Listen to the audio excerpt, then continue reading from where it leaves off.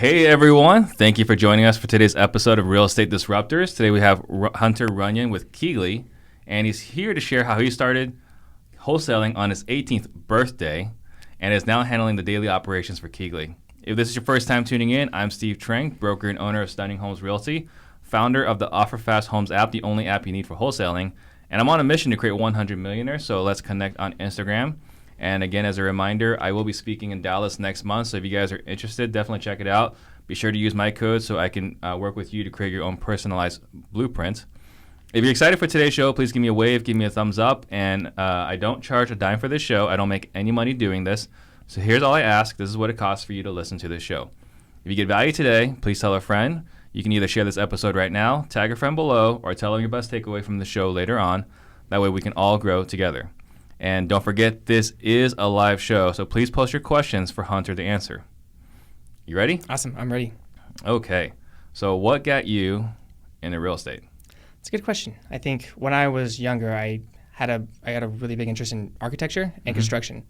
I didn't really care so much for entrepreneurship or residential real estate, but I really, really loved architecture. As I got older, I did learn, though, that architects don't make very much money, and I didn't really want to go to school, and I didn't want to work for somebody else. So I was like, okay, what else could I do? I ended up getting more interested in business, and then I learned about rehabbing houses seems really fun, but that requires money. And I was like, okay, well, how do you get money to do that? And I learned about wholesaling. I learned a lot on Bigger-Pockets. And I was probably about 16 at the time, and so I figured out then Bigger-Pockets when you were 16. Yeah, I was, yes. And so my mom put me on to Bigger-Pockets. Like, you should look there. They have a lot of knowledge in real estate. So I figured out pretty early on. Like I was 16 when I realized, like, okay, that's what I want to do. So when do I want to start this? How do I start this? And the biggest thing is like, okay, how can I sign a contract? I'm not an adult.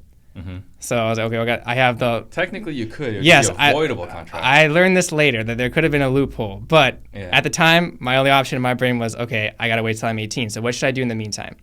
It was basically a lot of research and learning. There's a lot of people in Phoenix that obviously teach that here.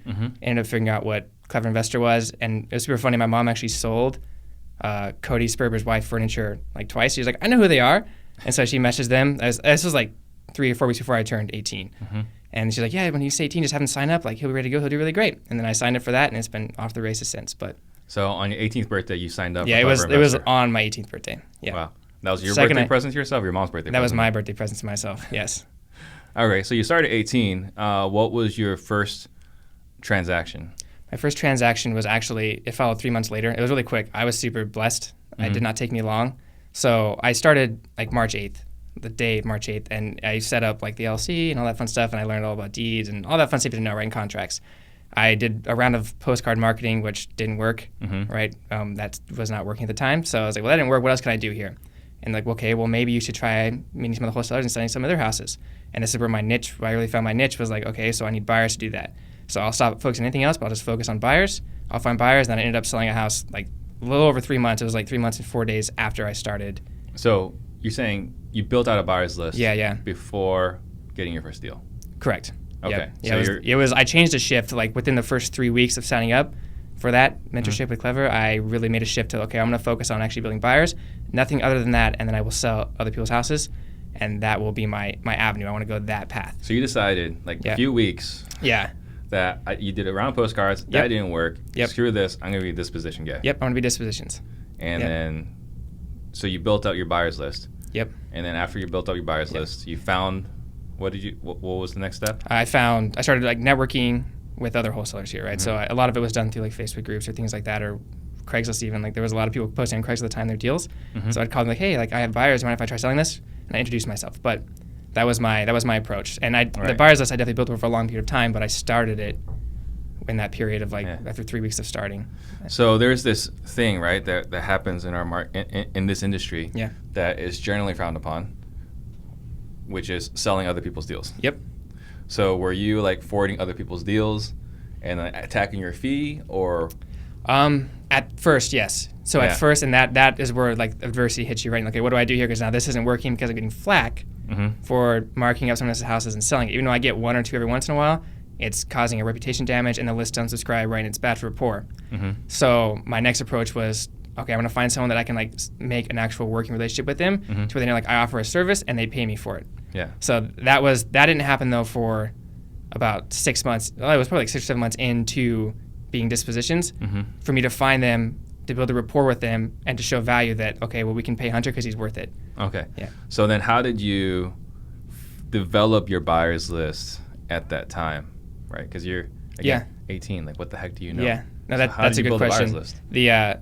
The biggest thing that I did was, honestly, Craigslist at the start was really, really great. And I don't know, I haven't done it in a long time, so I can tell you the quality of buyers still on Craigslist, but at the time, it was really good. Yeah. And also, bigger pockets. I learned about tax records and like cash transactions and fun things like that. So we went down that route. The biggest thing was like once I got them, I was able to keep them by keeping rapport. I was very good at following up, figuring out what they needed. I was good at collecting data on what they told me and keeping record of that, and then giving them exactly what they wanted when I got it. So that helped a lot. So I didn't have to get as many as, let's say, someone else would have. That's just mass blasting. Interesting. Yeah. Okay, so only a few weeks or a few months into your first wholesale deal. What was that transaction like? Because you normally, right, you get this nightmare scenario with the seller. So your first experience must have been totally different. It was. So the seller was obviously handled by the original wholesaler that got her in a contract. I sold it to this guy. It was funny. He's a really, really nice guy. I sold more houses to him as well, but he's got a thick accent. I didn't know what I was doing. He didn't really know what he was doing. He's a doctor normally. He owns like 5 physical therapy practices. Okay. And he just buys houses on the side. And so it was his first wholesale he ever bought. And so I sold it to him. It's the first wholesale I've ever sold. So for him, this is just how it goes. Yeah, it was, right? And so I had get help writing the contract from the original wholesaler. He writes it up for me, sends it over. I made an awesome $500. It was great, totally worth it. And so I'm like, cool, it's done. I open escrow. He gets earnest in, and I'm done at this point. I didn't know anything about managing escrows or title or any of that fun stuff. Right. I get a call from the guy the day of closing. He's like, hey, so no one's heard from the buyer like one time. I was like, what do you mean? He put escrow. He's like, no one's heard from you. You need to call him and get him to send lender docs or cash or whatever he's doing. Call him and get him to close it because it's today. Oh. And he was really nice too. So like he's like walking through the call. I call the guy and I was like, okay, dude. So it's supposed to close today. And he goes, what? I'll fund right now. And he hung up and he closed. Yeah, it was great. I was super blessed that this guy was paying cash and that he was really, really cool and was like, I'm on it. And he just closed it. Wow. But yeah, it was fun.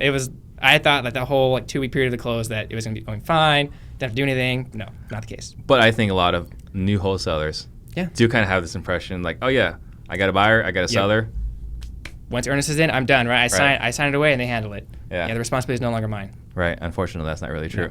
No, so, what were some of your early struggles? Yeah, I think one of my biggest early struggles, like a personal one, is thinking that everything needs to be perfect.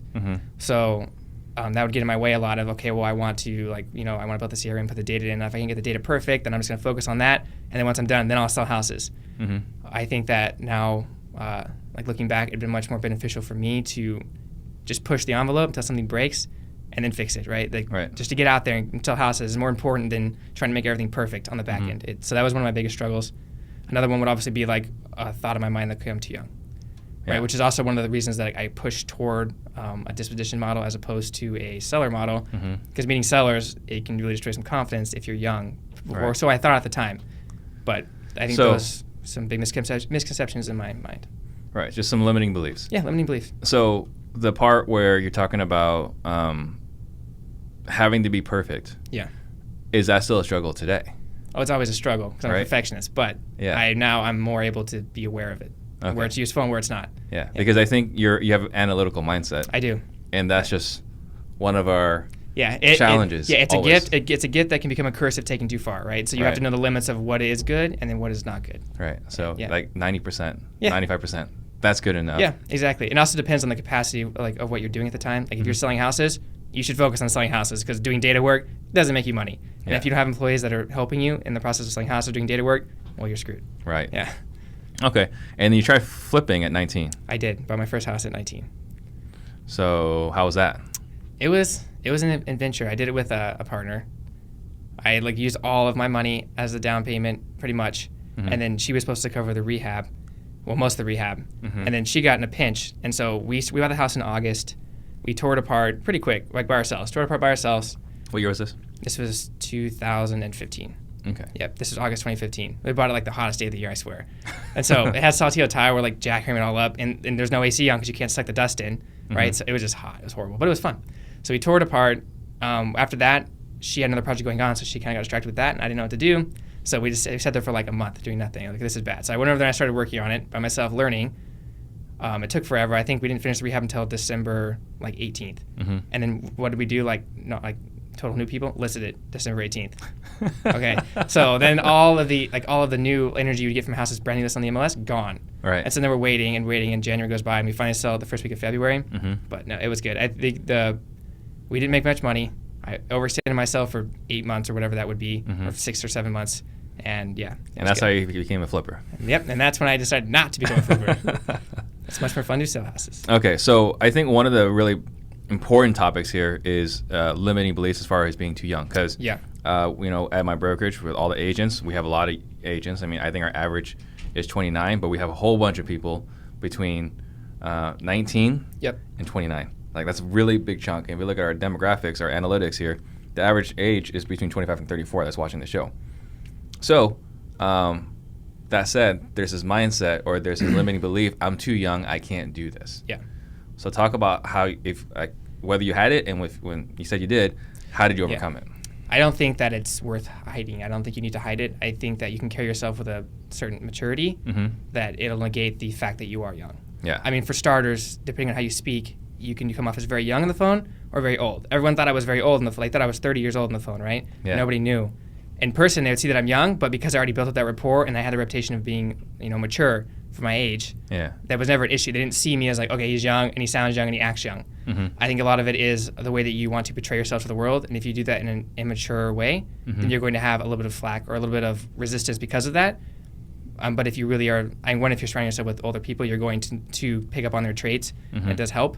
But I think that that carrying yourself in that way will really negate the fact that you are young. It'll so acting as if you were 25 or 30. Yeah, right. Like forgetting the fact that you are young and remembering that age is really just a number, and that depending on just like you can make anything happen that you want, regardless of your age, right? So I can have a conversation with you, and it can be about things that you don't care about that maybe are kind of immature, or I can try to speak with you in the same level and learn and try to grow in the same things that you are. Right. Yeah, and then I provide value that way. Absolutely. Yeah. And then one of the funny stories I heard from Jamil was that when you were getting started, you used your mom's Facebook account to reach out to him. I did, yes, which is awesome. I love that it was to Jamil. That's the best part is now that Jamil got it, and then now we work together every day, right? But it's funny. No, she, my mom was really great. She helped me a lot in her spare time. I was obviously doing it on my account too, but hers got much better response. So I definitely utilized hers as much as I could. Right. So you would message people as your mom pretending to be, as you pretending to be your mom. You are correct. Yes, and she would do it sometimes too in her free time. But yeah, it works well. And so talk about that. Like, what was that exchange like to people? With them? Yeah. It was a very templated conversation. So it was like a reach out template. They would respond, I would respond, basically. Yeah. So it was never any corresponding. It was has my son reached out to you? What? Yeah, no, it was funny. They some people thought, they thought I know your mom. Okay, so there's so many people that know my mom because of that, and it's so funny. And she's friends with them now, and she corresponds with them, and she does nutrition and stuff. So she talks to them. It's hilarious. So she actually has friends from it, which I think is funny. So yeah. Okay, so millennial investor. That was what you started wholesaling. You did a flip, and then when did millennial investor come about? Millionaire Investor came about March 8th of 2014. So it was the entity that I started right when I began. Mm-hmm. And so I used that entity from basically March 8th all the way till December 7th of 2016.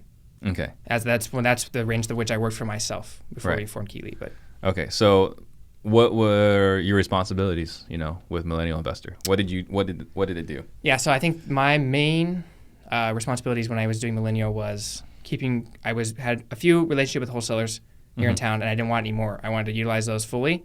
So I wanted to be like Josiah was a good example of one, but I had a few other ones. So I just focused on those three. I had three of them, and okay, I'm going to do everything I can to sell these guys houses. Mm-hmm. So I'm going to keep working those relationships always. And after that was, okay, I want to build a bigger buyers list, and I want to improve the quality of it. So I want to have a lot of data on these people of what they're really looking for. So when I get something, I can be very targeted and sell it right away.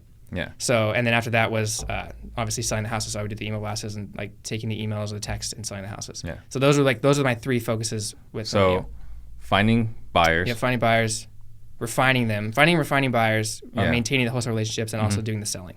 Okay. Yeah. And then how did you promote?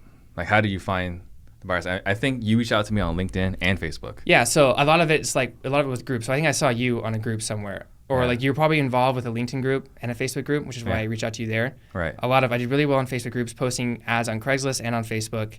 I never did RIAs because I was introverted, but I think that RIAs would be a great way to do it. And also tax records were great. And then also getting on other people's email list and then like seeing what they're blasting. Like, that guy seems cool. And I'll reach out to you and be like, hey, Steve, I noticed you blasted out a house. You know, like I have houses too, or I have buyers. You interested in, you know, maybe letting me try to sell one. Right. And so, or like, are you interested in buying more or whatever it might be? Yeah. So. And then one thing that you shared with me before was that because you were, you know, you were a little self-conscious because of your age, you did a lot of calling and texting. Yeah. So talk about that. Not even calling, but just texting and emailing. Yeah. So I sold my first, every house I sold $1 million, but at least the first 70 houses I sold, I never took one phone call or met one person, like in person, ever. It was like my voicemail, so you call me, I literally let the call go to voicemail, which led you to text me, and if you didn't text me within like a few minutes, I would text you. And then I would email you, but I would never take a phone call and I'd never go in person. So you wholesaled 70 properties. Yeah, the first 70 were all. And you didn't call one person? Nope. I didn't start calling until I met Josiah, and then he's like, hey, let me train you on how to do calls. They're better. And I'm like, I don't know if they're better. They're much faster. But yeah, it did work. I sold like at least the first 70 houses that way. Okay, so you sold your first 70 houses, texting only. Yep. Then after that, how many did millennial investors sell in total before you joined forces? 70. I sold 70 houses flat in Millennium. Okay. Yeah, the first 2 years. So then when you partnered with Josiah is when you started actually picking up the phone. Yeah, because Josiah is like an amazing salesman, right? He's very good on the phone. He's very good with people. And so he was able to like sew into me like how to properly do it, where I was more introverted and reserved. He was the opposite, right? So we played off each other pretty well there. Okay, so how did you connect with Josiah? I met Josiah when I was a student for a Clever Investor, which is a ministry company here. And Josiah was, I don't know if he was working for Cody at the time or if he was already partners with him in his real estate business. I met Josiah through there. We didn't really hang out too much for the first year that I met him. So this has been 2015 now, and we started going to a young Christians group at church. Hung out there, and then we started our own little morning Bible study, which Josiah, because he's Josiah, decided to do it at 6 in the morning. Yeah. So I made it like 1/3 of the time. So we did that, but after those Bible studies, him and I started going to coffee every morning. Yeah. And then that was, or like it was every Tuesday. So every Tuesday we go to coffee and we'd hang out all day. And that went from being just Tuesday, and then it was like also Monday, and then it was also Wednesday, and it was Thursday, and next thing I knew it was every single day, Monday through Friday, morning to night. Josiah and I were working together, and we really started to slowly morphed into that like sort of friendship and business relationship. So his post about, are you gonna hang out? Or are you gonna be texting your girlfriend the whole time? Yeah. Are you that girlfriend? Is that what that is, or? No. No? Okay. Yeah. So when he was, Josiah had the girlfriend at the time. Okay. Yes, which he's now married to. Like he was always texting. Yeah. Yeah. Okay. So then. But no, that he is referring to me in that post. Yes, you're right. Okay. Yeah. Yes. So then, after that, you guys then decided to kind of merge. Yep. You and Josiah, not officially, but pretty much. We were like in this weird thing of, okay, so we're two separate things, but we're working to the same goal. And the line's murky. Like, okay, so Josiah and I helped each other on things. He would sell a house, and like he'd pay me, or I'd sell a house and I'd pay him because we were working so closely together. Like I was helping Josiah with a lot of analytical things, all the paperwork, all the escrows. Josiah was doing a lot of the sellings, helping me take calls, working through like tough situations with buyers or whatever it may be. He was also getting in all the houses, so because he was working with Jamil. Yeah. And so like our line, we were different things, but it was a very like thin line of what was like one and what was not. And then eventually you also merged with Jamil. Yep. And became KeyGlee. Yep. So what prompted that? Because you already had obviously a successful company. Yeah. What encouraged you to do that?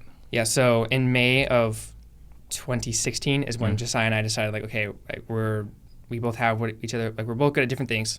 We each have different things that each one of us needs. So like let's work at a more like uniform capacity and try to like help each other out here. Josiah already knew Jamil. I did not know Jamil at this time at all. Yeah. So I think Jamil knew who I was once. Like he knew who I was, so I reached out to him, and I also sold one of his houses once through somebody else. Yeah. So he kind of knew who I was. And so we were like, okay, well, we get a lot of houses from Jamil. Like, let's stop focusing on everything else and just focus on Jamil's. Because Jamil gets so many houses because he's so good at networking and getting so many people to give him houses. Right? So we were like, okay, let's focus on selling Jamil's houses. Let's help him perform. And let's build a really good relationship with Jamil. So that started in May of 2016. And that went on all the way up till December when we actually like formed. But by that time in December, it just made logical sense. We were so intertwined, and so we're lining each other. Like we did nothing else with anyone but ourselves. Yeah. We were every single day, which is us, right? We were partners, but not legally. Yeah. So it was really easy on December 7th just to make it official. Okay. So how would you say, in your words, how is your operation different than all the other peers in town? Yeah. So I think there's a few things. The first one is our like internal I don't want to say processes, but our culture, and then also like our employees. We have we've been doing this for 2 years and 2 months ish now, and no one's quit, right? So we have really skilled people now, and I think a lot of other wholesalers here, like they lose employees, like employee turnover, or even just in general industry turnover is really high. Or burnout. Yeah, burnout, right? And so we don't have that problem. So when Kevin like picks up the phone, Kevin's been selling houses for 2.5 years. He's really experienced now. Yeah. Right. And so like we have a very healthy culture where like Kevin gets to thrive, and also like people also get to thrive, and he does a really good job just because of all that experience. So I think that's one thing that makes us different in terms of like internally. It's really just keeping the employees. Yeah. Yeah. Yeah. Kevin was shocked to find out that he got traded for a Costco membership. Oh my gosh. Yeah. That was I texted him on Monday. It's like, hey, you work for us now. You work for us now. You just sign the contract over. It's like assigned. He just has to go work for you now. Yeah. Jamil hadn't told him yet, so he's like, what? We can't lose Kevin. I'll fight for him. Okay, so you're, again, going back on this point about being different. So culture, obviously, but, you guys have this way, like your wholesaling business is different than everyone else's wholesaling business. Yeah. So what role, like, you guys kind of have like this middleman type? Yeah, I think so. Yeah, I'm trying to figure out how to answer your question well. There's like, I always kind of put it in like, okay, so an agent like provides a service, right? I think a lot of wholesalers provide a service, and they may sell like 5, 10, 15 houses a month. You can do a lot that way. We took the approach of trying to take a more corporate structure that provided a really, really, really good type corporate structure. It was very organized, take a lot of volume. That was kind of our approach. So instead of taking I have a client kind of approach, we took an overall scheme of like we can be a big corporation type approach. So I think like setup wise. Yeah. Well, what I like about what you guys do is that, like you look at a lot of companies, a lot of wholesaling organizations in town, right? You got the cold caller, you got the acquisition guy, you got the disposition guy. And you guys are just basically we're like a distribution channel. Company. Yeah. Right? Where a wholesaler calls in you guys with a property, and then you guys move it. Yep. And then within that structure, you got Jamil, the pretty face, right? Pretty face. Yep. Everyone loves Jamil's face. Yeah. And his beard. Josiah, who does a really good job of it looks like from the outside looking in, like creating a company culture. Yeah. And then you managing the day-to-day operations. Yeah. In fact, there were a couple of times where I was asking Jamil, it's like, look, why don't you guys move everybody over to Sunny Homes Realty? We're going to use my title company, this and that. And he's like, I like the first half of that, but Hunter will not let go because he's got his systems in place where like with this escrow officer and this system. So talk about what does your system look like? What is your role within KeyGlee? Yeah, I think it's funny because like changing anything like KeyGlee too it can be difficult because you're moving so much volume now that like, to change title company, like, okay, this is gonna be a lot of work. And then if the person's not good, it could be very bad. Yeah. But yeah, my position is I handle all the logistics of like a business, like payroll and finances and legal stuff and all that fun stuff, right? So you and I were talking about disclaimers. Yeah, exactly, right? Like I handle the disclaimers and I make sure I do quality control and make sure that people are like getting what they need or that their jobs are right or that they're there on time, whatever it might be. I do all that fun stuff. Like and HR. Like HR, right? And we have a lady that does HR for us, but I'm very much involved, especially because we're definitely a lot of employees now, but we're not at a point where we have like 5 HR people, right? Do you have 11 employees? We have 36. 36 employees. 36 employees, right? But we don't have like 11 HR people, right? So like there's only one and she needs help. Yeah. So I wear a lot of different hats. So I help with I set up all the CRM processes, what data to collect. I do a lot of templates and the email templates, things like that. I handle all the title work. I've helped train the escrow officers like for our process. Because we do so much volume, it's really cool to have an escrow officer that just knows us, and then they know that we can trust. They know that I can trust them, and that they can trust me, and vice versa, right? Right. And so when something happens, like, okay, cool, no worries. Like push aside, we'll do the next thing. So I'm in charge of all that stuff, but yeah. So you don't build out the podio. I don't do the actual work because I'm not that nerdy, but we have a few tech guys that are really good at that. I come with a lot of ideas, and then they make it like actually work for me. Gotcha. Yeah. Yeah, and then you kind of shared with me earlier, like Josiah's lot is pretty much like the visionary. Yeah, he's very much the ideas. And you're the integrator. You make it happen. Yep.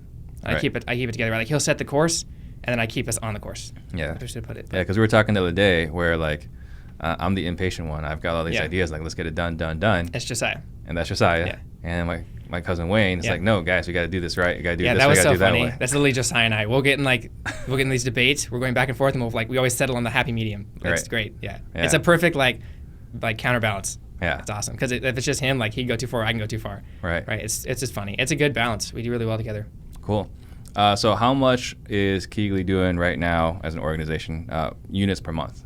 We're averaging between I think last I checked, our average was 70. If I just did it, an average is 72.25 a month.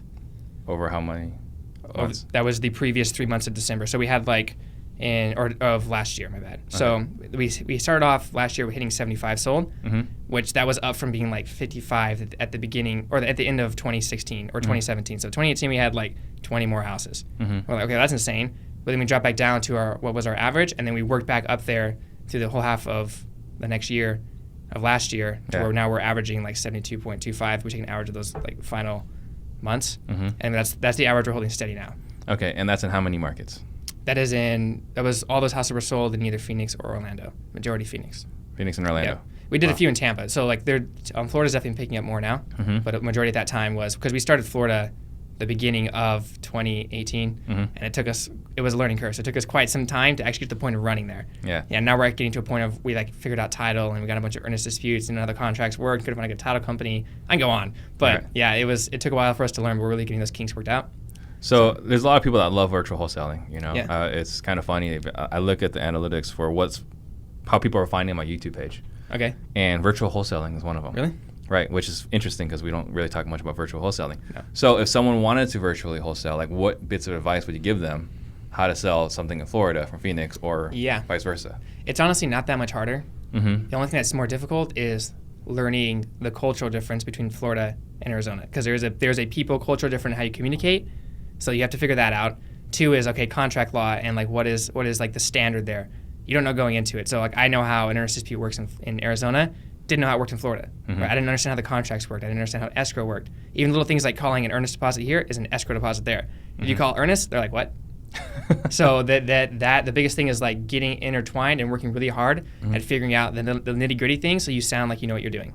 Yeah. I think that's the biggest thing. So otherwise, you're killing confidence when you call a buyer and you say something that's totally off, and they're like, what? Yeah. Right. And then also learning the areas, learning how when someone says, I want a house, in Winterwood or whatever. But you're like, okay, well, where in the heck is Winterwood? I don't even know if that's good.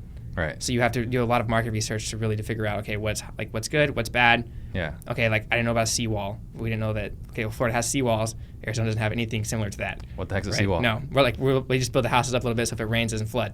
Oh. Yeah, but makes sense. Yeah, but so it's we didn't know all these little things, and that really hindered us a lot. So, obviously you're going to other markets, so you're learning those lessons.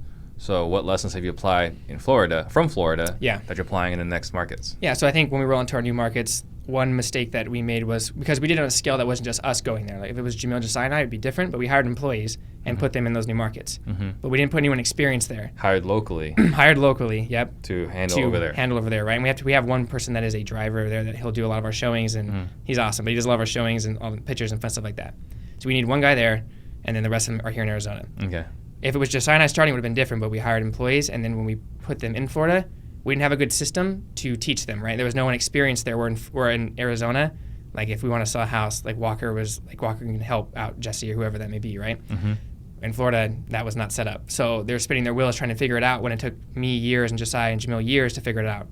So going forward, putting someone experienced, having them be responsible for that market and those employees that are put there, and his job is to focus on figuring it out, right? Because if we put Jamil there, he could sit there and he could figure out Orlando really quickly. If it's a new person with no experience, it's going to take them some time. Yeah. And time is not a friend. So spending time doing that is not a good So he's an experienced person, a person that's experienced in the Phoenix market. Correct. Yeah, we'll take someone that we has done really well for us here, right? And then we'll have him start actually working on establishing that new market with those new employees and making that his baby so that he can really water it to grow, right? So he can make it work. Interesting. Yeah. That was I think that was our biggest thing because we didn't have a good communication structure internally to handle the volume of newbie type problems from Florida that we're not used to in Arizona. Right. So it overwhelmed us. So we have to really have a good communication structure of leadership and then also putting someone experienced over that responsibility that'll be very focused on making it work.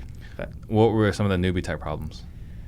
a lot of the stuff that I already mentioned too, but just like verbal things, or like not being able to figure out, okay, how do we find suppliers? Like I could sit down, I could figure it out, right? But the new person, like it took me years to get good at that, right? So a person that's not experienced. Yeah. So like, I've already done this, right? I know how to do this. Or like if they're asking me or Josiah, we're already busy, so it's taking us longer to get back to them, and it's just delaying the process more and more and more. Right. Yep. Gotcha. That makes sense. So Jamil shared a funny story in one of our masterminds about all the stereotypes in Miami being true, because you guys were in Miami for like a minute. Yes, we were in Miami for a minute. And then you guys pulled out. Yep. Because some stereotypes. Yep. Want to share some of those stereotypes? Yeah. I guess stereotype, the biggest one is that everyone's a criminal, right? And that everything's fraudulent, and that everyone's scary, basically. Yeah. And yeah, it was interesting. Like, and also like, yeah, we didn't have the best success at like getting people that were capable of doing their end of the deal, if that makes sense. Like a supplier being able to, okay, well, we sold your house. We're like, well, what do I do now? Like, sign the contract. And then 10 days go by, and they would never sign the contract. And we'd lose it literally because the person wouldn't sign and just disappeared. It was the weirdest thing ever. Really? We sold multiple houses, and none of them went through because the person just would not sign the contract. That's weird. Yeah. It's like, what are you doing? So one of the things that Jamal brought up was that you never knew where the money came from. Yeah. Which is a little bit of cause of concern. Yep. And then I don't know if that was your guys' house or another wholesaler, but someone getting shot opening a door. Oh, I don't remember this one. I don't know. There's so many stories that I can't keep them straight, but it would not surprise me if that was a story from Miami. Yeah. Yeah. Tampa and Orlando are great. Right. Yeah, no, I hear Orlando. Yeah, and I think that there's a lot of opportunity in Miami too. It just needs to be tackled differently. We weren't ready for it. So it's a massive city, right? So it requires us to restructure, take the experience we learned from doing the northern cities in Florida and reapply that back into Miami eventually in the future. But right. Yeah. So are there any particular marketing techniques that works best for you? In regards to what? For you guys, building your buyers list, building your wholesaler database, because you guys are marrying the two, right? Yeah. So is there any one thing that you guys like to do that's worked best for you? Yeah, on the supplier side, that's definitely Jamil's baby, right? He's like something he's very good at, and you obviously witnessed it, right? He's like, that is Jamil's forte. With buyers, it's a lot of the stuff that you would think of, right? Like you want to collect a lot of data, find a lot of cash transactions. You want to run a lot of ads, even on Craigslist and Facebook and LinkedIn, all that fun stuff. Really? Yeah, and then eventually you get to a point though where a momentum gets on your side, right? And word of mouth at that point is actually worth something, because you're like, okay, there's good deals, and agents are referring you, wholesalers are referring you, whatever it may be, and people are it's naturally building. So we're at that point now where people, even in Florida a little bit, like we're getting to that size where people recognize us. Really? So yeah. That's pretty cool. Yeah, I think that's the target. So you have to stay very consistent in it. Right. So don't lose the focus, or don't think that like, okay, I got 5 buyers last year, that's good enough for me. Like, now you gotta stay pretty consistent, stay proactive at it, and eventually when you get a momentum, you'll realize when you have it, and then you can reap that reward. Right. And I thought it was interesting. I went to a probate auction, and I'm going there. Another great place, yeah. Yeah, another great place. And I'm there, and I'm about to bid, and I'm like, oh yeah, the highest bid is KeyGlee. I was like, shit. Do I want to go against KeyGlee? No, you don't. Never. No. So that was interesting. So I'm calling Jim. I was like, dude, what the hell? Like, I'm buying this house. Why are you buying this house? That's hilarious. That's so funny. I love Phoenix because it's a very tight-knit group, right? So you cross each other a lot, and it's fun. There's a lot of cool people here. So do you guys pull any data? We definitely pull transaction data. So we want to figure out the finance type, right? So we want to find, when we go into new markets, we want to find hard money lenders. Obviously, we can refer those to our buyers. 2 is we want to find buyers. So that's kind of the data we focus on there. Yeah. Yeah. And then, of course, we do like market research data to figure out like what houses are selling for and all that fun stuff. But right. Do you guys do any kind of skip tracing? No. Do you guys have any cold callers? No. No. So when you guys are following up with these hard money lenders, like who's making that introduction then?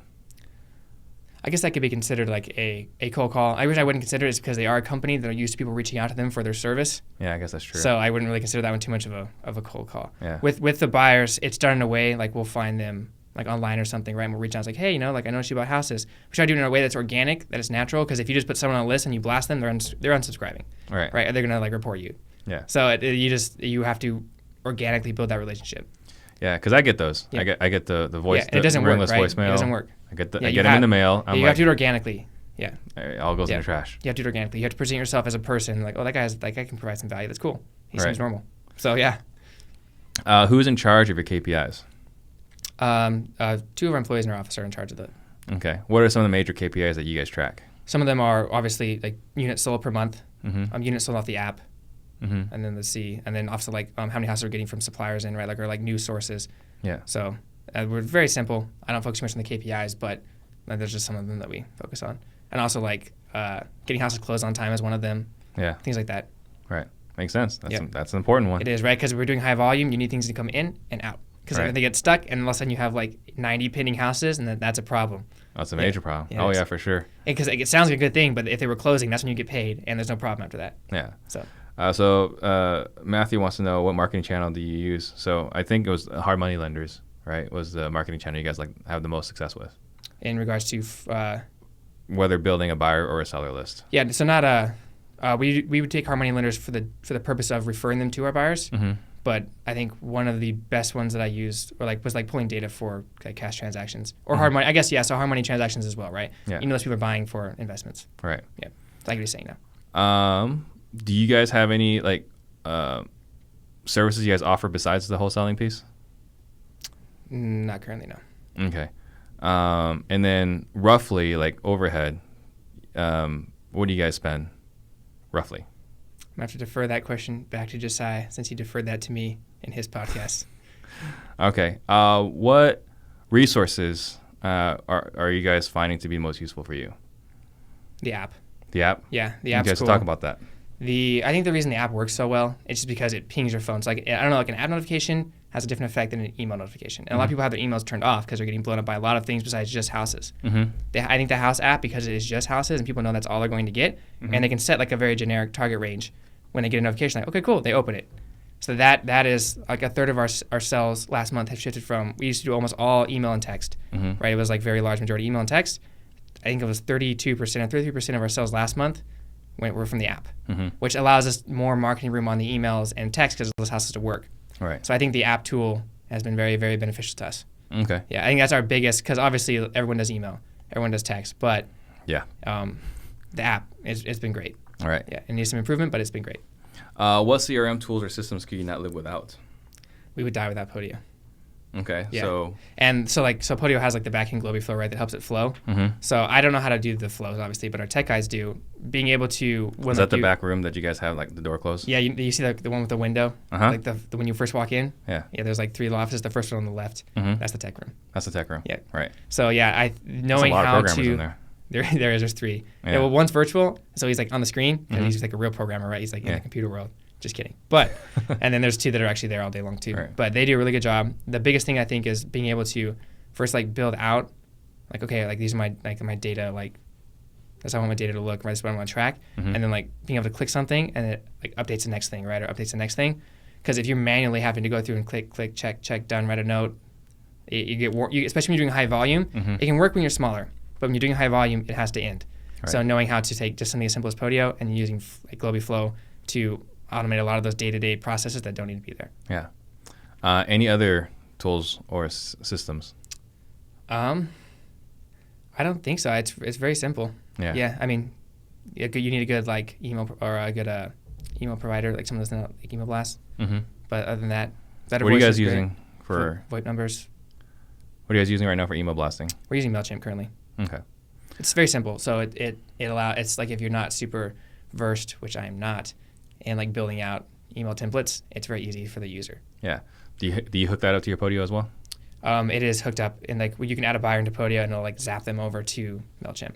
Awesome. Yeah. Which like every little thing matters, right? So when you're doing something at volume, whatever you can do to automate, it helps. It adds up to minutes, hours, days over a period of a certain amount of time, right? Right. So. What would you do if the market dipped? I would go to Hawaii. No, I'm just kidding. I don't know. I'm not much of a... Obviously, like, the market is going to correct, right? But I'm not a speculator, so I don't say, it's going to correct in, like, 2 years. It's going to correct here or there. It could be a lot of things, right? It could be stocks. It could be corporate debt. It could be the banking system. It could be real estate. It could be student loans. Who knows? But it will have an effect on real estate, right? Yeah. And so I think that in that time frame, you have to step back and, like, really observe what's going on. And then say, okay, you have to wait a certain period for the correction to resolve itself to where it reaches its bottom. So it's surviving that little time period is the key. Our biggest thing is like we set aside like a large enough cash reserve that like we can survive that correction and then still have a decent amount of like assets available to start buying houses again once it corrects, because you don't want to survive that and then have no money and then you can't buy any houses. Right. So our biggest thing is just having some sort of safeguard or having up safeguards for when that does happen, we can get through it. Do you have those safeguards today? Yes, currently. Okay. Yeah. I heard a weird thing about ketchup. Oh, you did? Yeah. Did Jamil share this thing about ketchup? Yeah, Jamil said something. Jamil gave you a lot of stuff. Jamil said asking about ketchup. That's all he said. Yeah. That's it? I've never had ketchup before. That's weird. No, it's not weird. Is it a fear? I'm a decent person. That's why. No, I like dry food. Wet food is for savages. So I guess you'll never be joining me for dim sum. That's an Asian brunch thing. No. I can do like just like Asian chicken and then like rice. That's fine. But no sauce. I'm a very picky eater, but no sauce, no, and definitely not ketchup. It just smells gross and it looks weird. Eat a tomato if you want that. Yeah, that's just weird. That's just weird, I know. What is your why? My why?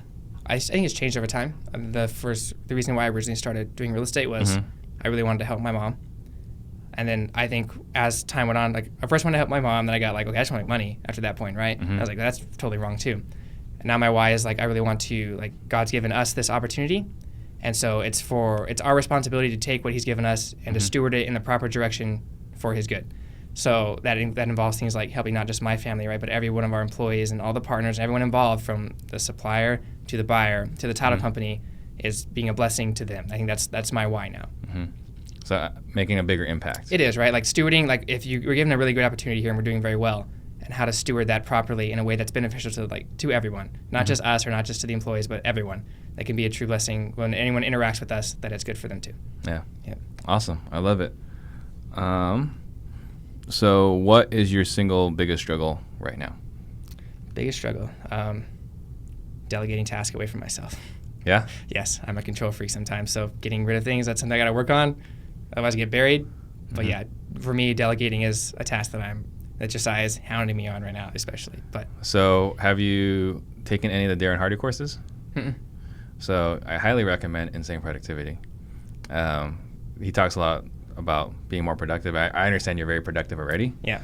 But one of the things he talks about is delegation. And he says My least favorite word.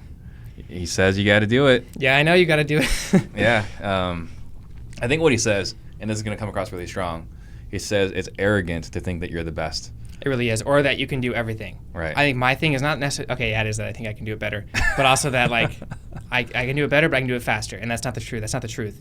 Because you can do it faster for now. Yeah, for now, but it gets to a point where all of a sudden you can do one thing faster, but there's 10 things. Right. Or like someone else is very much capable of doing that thing for me.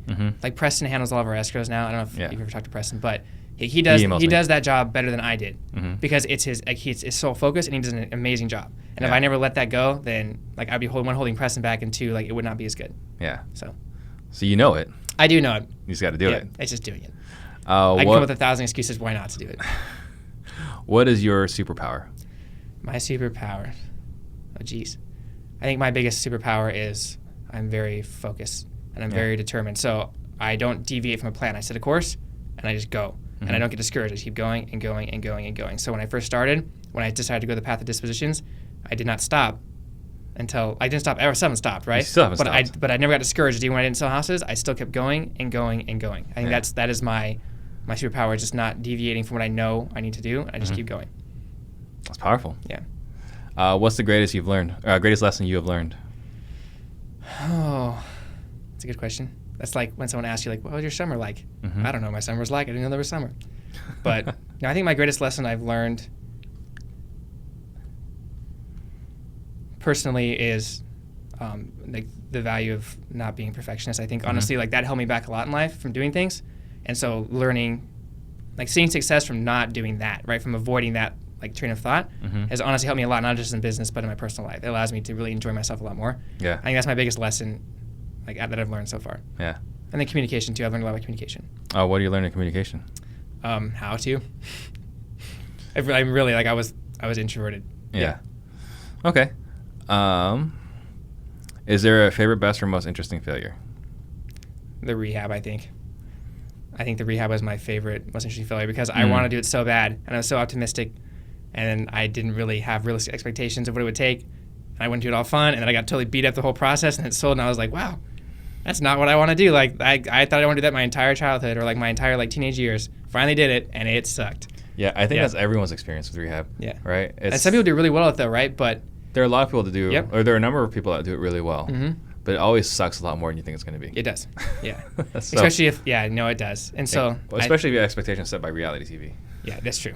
Yeah, I think the first show that I watched, like I mentioned, rehabbing was Property Wars. Do you remember that show with like Deb Hopkins and John Reynolds? No, I never watched that one. That was like, that's what like kicked off my thing of like, I want to rehab houses. Like, that's so cool. Right. Yeah. And then you find out later on. Yeah, but you just see them buying the house action. You don't see them rehabbing it, and it's a whole different process. Right. And I don't enjoy it. Yeah, because the rehab's really easy, really quick. Because when they they just move the screen across. Yeah, and it's done. Right? Yeah, and it's done. Yeah, you're like, wow. Yeah, it looks or gorgeous. there's a problem, or they show the problem, and it's fixed. Yeah. Yeah. They don't show that it takes 6 weeks to fix it, or that you have to ship something in, or you can't find the person, that people quit or don't show up. Or the payments. Yeah, or like I painted that entire house myself, the entire thing, ceiling, walls, everything. Oh, really? I like painting, but never again will I paint. Yeah. What book have you gifted more than any other? It's a good question. I'm not really a book reader. I do not enjoy reading books. I fall asleep. Oh, yeah? I'm a documentary watcher. I read a ton of articles, and I watch a lot of documentaries.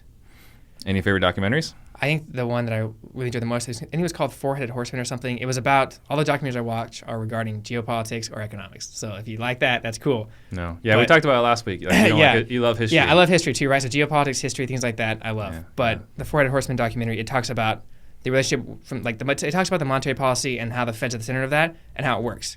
So it really breaks down like fractional reserve lending and how like the bailouts works and all that fun stuff. And I think it's really interesting to know how the world is functioning, like in the finance space. It's nuts. It is absolutely insane. Right. It doesn't make any sense, but I think it's cool to know. But it's there. Yeah. I love that one. What was it? Four-Headed Horseman, I think is what it's called. Four-Headed Horseman. Yeah. Okay. Is there if any? I'm wrong, I apologize. Jamil wants to know if you know where all roads lead. If they're not leading to KeyGlee, you're going backwards. So, yeah. Or to Jamil's phone. I don't know. You know, either one. Yeah. Yeah. Is there any message you want to leave everyone with? I think the biggest thing is you probably have a lot of new people on here too, right? And I think that someone like us, we can provide a very good service to new people, or even to established people, where like you're able to like get a house under contract. I know Josiah touched on this too, but you're contracting a house that you cannot perform on, right? Yeah. Like let someone like us help you perform on those like agreements you're making. Yeah. Or like, and also I think a big thing is don't get distracted by shiny objects when you're new. Right. You like find something and then go that path. Don't try to find buyers, sellers, wholesalers, and the new fancy system that the guru guys like selling and all that fun stuff. Like find something, don't overcomplicate it, and go.